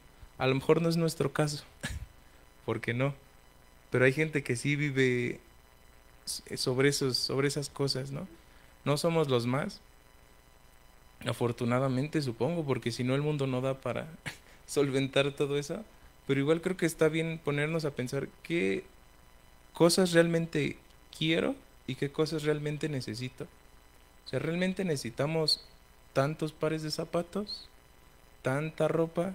¿Necesitamos vernos diferentes diario? ¿Vestirnos diferentes diario? Yo creo que no. O sea, como que hacer ese ejercicio de decir, antes de comprar algo, decir, ¿realmente lo necesito? ¿Soy yo el que quiere comprarlo? ¿O se me antojó porque siento que traigo hambre y de lo primero que me acuerdo es que vi un comercial de Chetos? O alguna cosa así, ¿no? O sea, ¿por qué si voy a comprar ropa, ya voy con una idea de que en estas tiendas sí es ropa buena o en estas tiendas no? La paca es una buena opción. O sea, si vamos a lo práctico, es barata y viene en buen estado. Sí, es el pedo. Todo se gentrifica. Desde las alitas hasta la paca. Pero eso, ¿no? O sea, creo que es importante detenernos a pensar en esas cosas. Antes de que compren algo, pregúntense, ¿realmente quiero comprar esto? ¿Soy yo el que está decidiendo comprar estas cosas? ¿O me están diciendo que lo compre y ya no me queda de otra? ¿Por qué? Porque pues traigo este dinero y no sé en qué gastarlo. Porque eso también es algo que se nos dice mucho en todos lados. El dinero no se guarda, el dinero se gasta. ¿Por qué no puedo ahorrarlo nada más? ¿Por qué tengo que hacerlo trabajar para mí? O sea, está bien la parte de, si yo dependo de que el dinero, de hacer trabajar el dinero, está bien. Pero ¿cuántas veces hemos podido ahorrar en cosas que realmente no necesitábamos y la compramos solo porque estaba barato? O sea, es la mentira del 3x2. Realmente no necesito 3 chingaderas de estas, solo quería una. Pude haber pagado lo que cuesta una y sin embargo, porque sentí que ahorré, me gasté el doble de lo que realmente iba a gastar. Y es una pendejada. O sea, tengan cuidado ahorita en diciembre. Chequen realmente si necesitan estrenar, si necesitan todo eso, ¿no? Yo creo que la gente que los quiere no le importa cómo se vean. Al chile. O sea, eso sí. Sí, báñense. Ah, ahí sí. Bueno, y creo que eso. Alguien habló de poder. Creo que tú, sí. Y creo que no sé. Foucault decía que el poder está en todas partes. Sí se ha ido conforme bueno, si nos revisitamos como épocas anteriores, si era sobre una persona sobre la que recaía todo el poder, el rey, por ejemplo, ¿no? Pero eso lo hacía peligroso, porque si las cosas no funcionaban, ya tenías directamente a quién ir a chingar. Y creo que ahorita es algo que no sabemos dónde está el poder. O sea, realmente aquí, ¿quién tiene el poder en esta sala? ¿Existe siquiera algo como poder? Aquí existe ya, o sea, ya todos tenemos una noción de quién tiene más poder sobre ciertas cosas. ¿Por qué?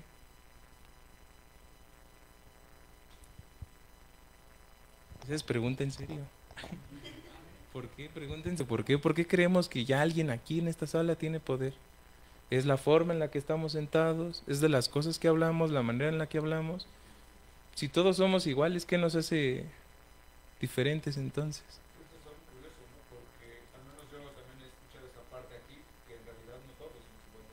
Ajá, es por eso, o sea, pero llamar a esa desigualdad poder, o sea, ya si cualquiera de nosotros te dice algo y tú crees que esa persona otra tiene más poder, ¿lo vas a obedecer?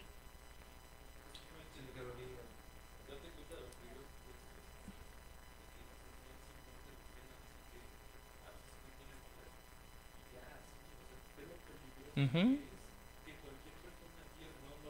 No, no, no, no, no.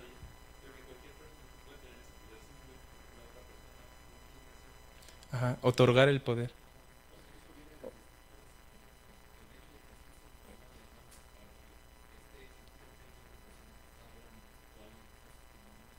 Ajá.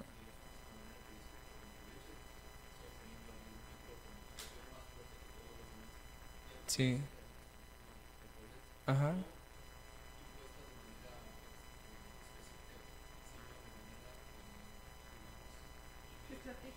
Ajá.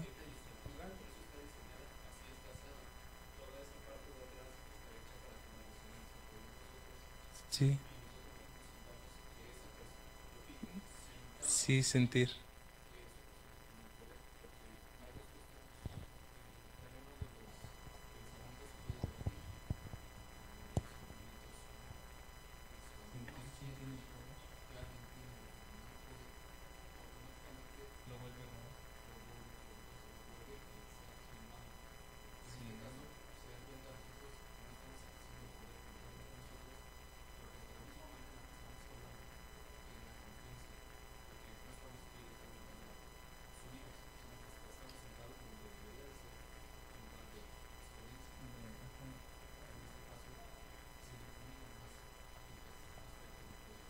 A ver, por allá primero, después allá y acá. ¿Va? Ya te robó las palabras. Dijiste increíble. Wow, dice. Exactamente, es a lo que voy. ¿Qué te impide venir a sentarte aquí?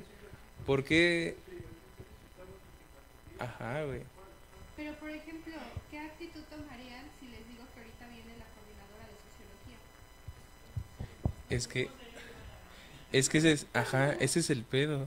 Hasta dónde estamos llevando esta concepción de otorgarle poder a la gente. Apenas vi una película, ¿cómo se llama? Ay, no me acuerdo. Habla sobre Stanley Milgram, que fue un psicólogo social, que en Estados Unidos hizo un experimento. Lo que hacía este carnal era, citaba a dos personas, solo una de esas dos, bueno, una de esas dos era parte del equipo y el otro era, pues, con quien hacían el experimento. El experimento trataba solamente en dividir en cuartos separados a estas dos personas, y de un lado estaba el que era parte del equipo, que según iba a ir recibiendo choques eléctricos cada que contestara mal una pregunta que a quien estaban observando le hiciera, ¿no? Y pues al principio empieza bien, ¿no? Es como que, a ver, te voy diciendo esto, tú respondes esto, vas bien, genera confianza, empiezan a hablar más rápido y todo eso. Cámara, suerte. Y se me fue el pedo. Sí, empiezan a generar confianza y ya después de eso se empieza a equivocar a propósito otra persona que era parte del equipo, ¿no? Y le empieza a decir, no, pues esta respuesta es esta, pero está mal, ¿no? Y la chingada. Entonces, conforme se iba equivocando, iba aumentando el voltaje que le iban dando, ¿no? A los electrochoques. Entonces, al principio es como que, ay, qué culpa, y sudoración, y siento culpa, me tapo la cara. Lo curioso de esto es que nunca se detiene. La persona que está preguntando y que es la responsable de darle los electrochoques, nunca se detiene. Llega el punto en el que se deja de escuchar a la otra persona quejarse, y sin embargo, solamente porque otro doctor estaba diciéndole que siguiera con el experimento, él seguía. Llega al punto en el que le da como 400, 500 voltios, pero pues, o sea, realmente no le estaba pasando nada. Entonces decía este carnal, lo sorprendente aquí es la tendencia a la obediencia de este carnal, ¿no? Entonces es curioso porque ahorita la compañera decía, bueno, si viene la coordinadora, ¿cómo vamos a actuar? Pues dóciles. ¿Por qué chingados obedecemos? O sea, ¿realmente es la persona la que tiene poder, o somos nosotros los que estamos los que tenemos la tendencia a obedecer. Porque entonces creo que eso cambia toda la onda, ¿no? A ver, ya, por acá y ya nos repartimos, ¿va? ¿Quién va? Es que sí. Bueno, volviendo, antes que nada, ¿alguien vio la película Señor Influencer? Porque la chica preguntó y la dejamos colgada, perdón. No tenemos una opinión al respecto. Disculpa. Solo sé que está como bien rarita, ¿no? Parece que era el Joker mexicano. Ajá, es un asunto, parece como una de esas películas de comedia sosa, pero en realidad es de terror psicológico. Ajá. Bueno, retomando un poco el tema del cine, no lo he visto, pero lo he visto mucho en TikTok.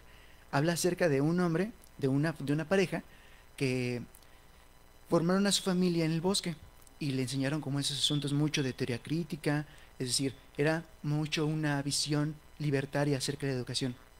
Entonces, viven como apartados en el bosque hasta que su madre muere. Entonces, ellos se tienen que enfrentar como al mundo, pero el mundo como lo conocemos, ¿no? El mundo como con sus reglas sociales, con sus relaciones de poder. Es como el choque de una educación libertaria junto con una educación formal, normal, estadounidense. Y lo que iba es que actuamos con la autoridad, pues porque hay una formación histórica acerca de este. Es decir, lo social tiene una fuerza coercitiva, cohesionaria quizás, ajá, es decir, no solo se trata de la manera en que estamos formados psicológicamente, sino que hay que recordar que esas estructuras tienen historicidad.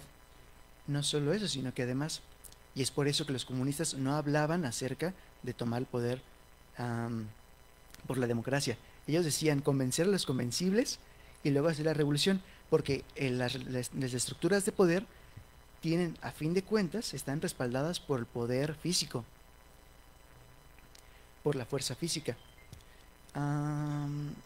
Yo quería volver al tema del cine, pero se me olvidó cómo quería hacerlo, lo siento. ¿Alguien más?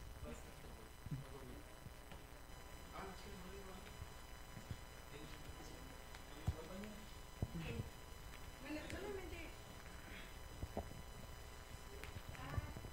Oh, cuidado. Acuérdense que el siguiente no es sesión. Bye. Ok, es rapidísimo. Con respecto a lo de Milgram, se supone que Milgram falseó alguno de sus resultados y sí tuvo gente que le negó hacer electrocutar gente. Entonces la autoridad no solamente es autoridad porque sí hay siempre, y creo que también se ha dicho con Foucault, ¿no? Que siempre hay una resistencia en cualquier sistema de poder. ¿Y qué otra cosa era? No, se me olvidó el otro, perdón. Hay que apuntar. Voy. Va más rápido porque también tengo clase. Sí, de hecho ya tenemos que ir suscribiendo porque ya van a ser las 4. Este está muy bueno, pero...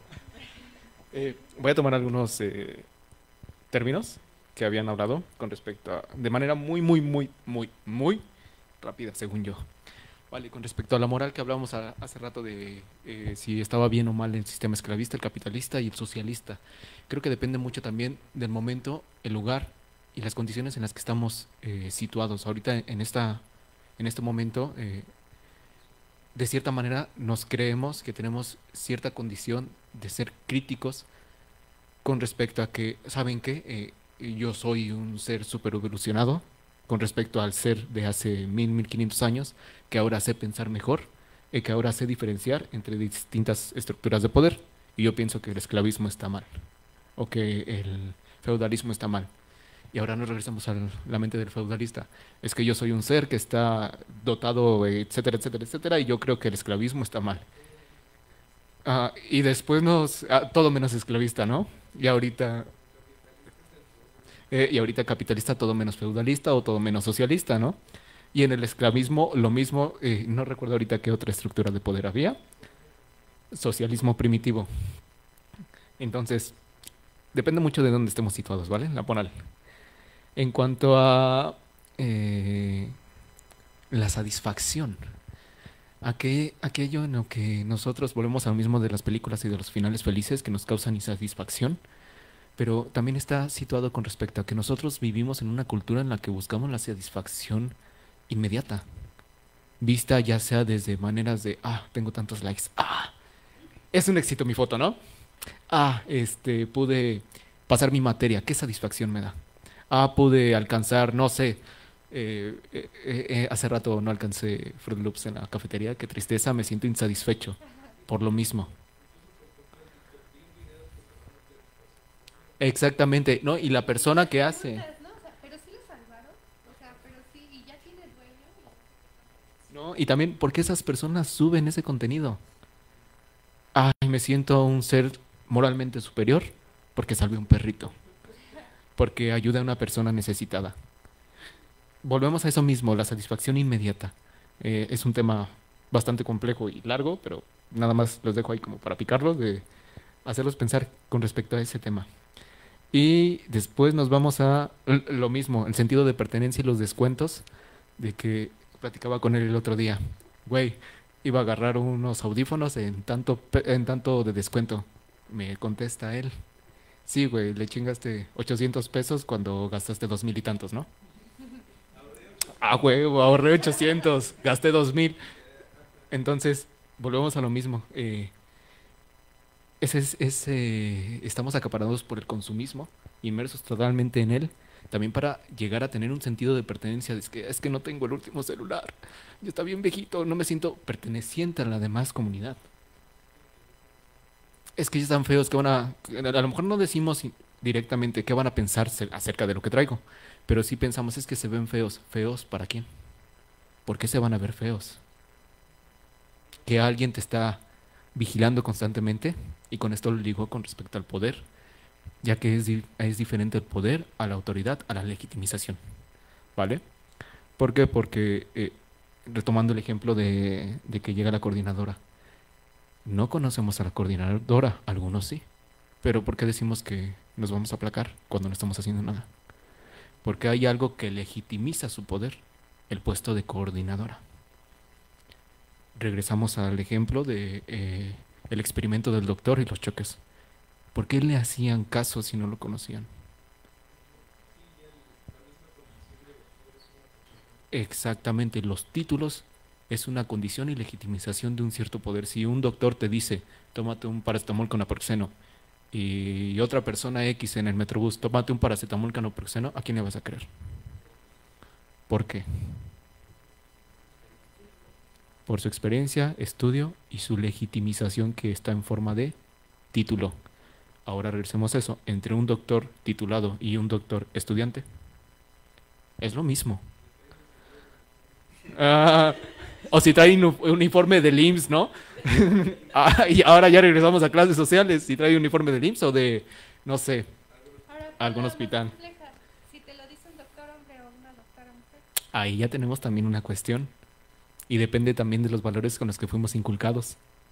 De si creemos que, incluso a lo mejor, de los valores con los que fuimos inculcados y de la manera en la que vivimos. Por ejemplo, en mi caso, mi mamá es la que siempre nos da la medicina, ¿verdad? Siempre, tómate esto. Y mi papá, sí, una aspirina. Porque ahí tenemos una condición. Este es otro tema, pero una condición de que por el lado del profesionalismo y por el lado del machismo creemos que es el doctor. Y por el lado igual del machismo, pero del otro lado, la mujer es la que cuida más. Entonces ahí tenemos una doble banda que también depende del momento, la circunstancia y el tiempo.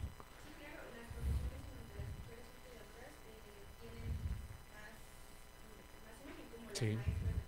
Sí. Ajá. Exacto. Y entonces ahí entramos con poder. Ya no es tanto legitimización. Es el poder, perdón, en autoridad. En autoridad, no poder. Poder es que puedes influenciar sobre las demás personas, ¿vale? Legitimización, obvio que el poder está legitimizado por parte de una estructura que lo respalda.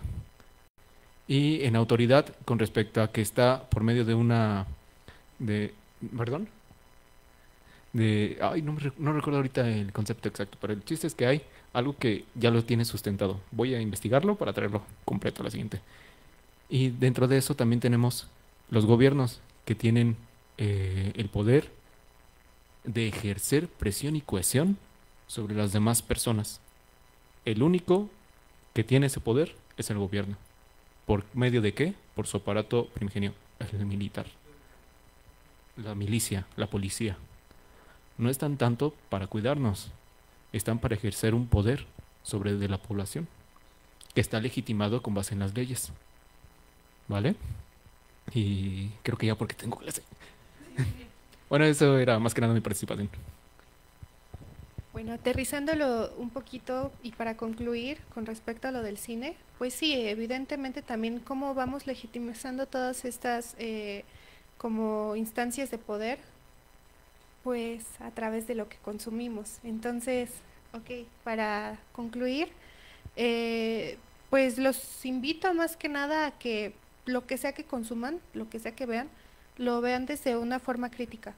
Porque no es necesario que nos paremos ahí a ver cine de autor o cine mainstream o lo que sea, de todo podemos sacarle una perspectiva crítica si sabemos mirar correctamente. Entonces, pues más que nada eso, tengan mucha como responsabilidad con cómo están tomando lo que están consumiendo y que esta idea del sueño capitalista no sea su sueño. Si ustedes están siguiendo algo, si tienen como que la idea de hacer algo que no sea porque les vendieron la idea, que sea algo porque a ustedes genuinamente les gusta. Creo que por ahí podemos empezar como sociólogos en formación o sociólogos que ya se hayan graduado, no sé cuál sea la situación de quienes nos están viendo o de quienes están aquí, pero a final de cuentas pues esa es nuestra tarea, ¿no? Ya tenemos ahí nuestra chambita. Pero bueno, pues muchas gracias por haber asistido, por habernos visto. Tenemos sesión el siguiente lunes, igual aquí en el auditorio. Va a ser acerca de la música. Les mandamos al grupo de WhatsApp la bibliografía y el cronograma y todas esas cosas. Y a ver si nos ponemos de acuerdo para los que vengan la siguiente sesión, para ver si hacemos algo por, ya saben, Navidad, todo eso. Posadas, más consumismo y pavo y todas esas cosas. Pero bueno, muchas gracias. Pueden ir en paz.